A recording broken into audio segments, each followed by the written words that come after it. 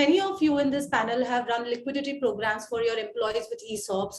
This year in particular has seen a large number of well-funded companies announcing buyback programs worth $300 million. How do you see these liquidity events in the context of attracting and retaining talent?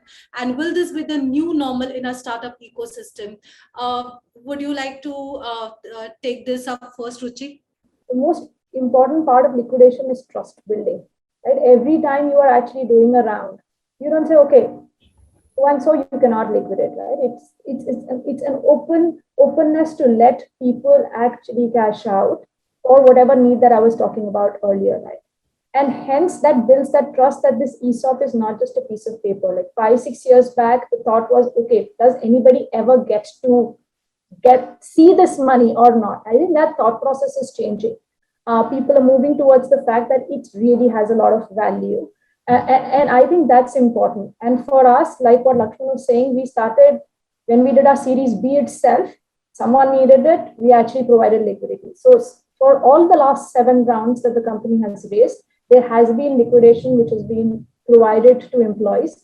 In fact, it is not just people coming and saying that they would like to cash out. It's something as a responsibility that we as senior management need to undertake in terms of having a conversation with the person. Because at the end of the day, this is an asset which will grow over time only, right?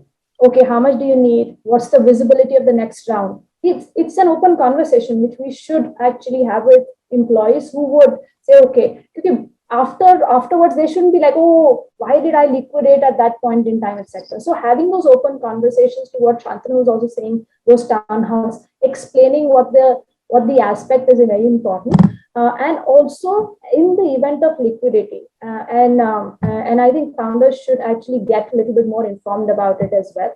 In the event of liquidity, people will need cash upfront, to what Shantanu was saying in terms of exercising it. So can we make that process more seamless? There will be tax deduction at source that needs to happen. Can we actually make sure that that process is seamless? Because there could be a significant amount of exit, right? Like till date, if you look at it, we would have provided around 25 million or so in terms of liquidation at different points of time put together, right? So at this point in time, will there be a tax? How will the person manage cash flow mismatch and so on and so forth? It's an important aspect for founders to be actively involved in and build that trust factor. For me, liquidation and trust go hand in hand.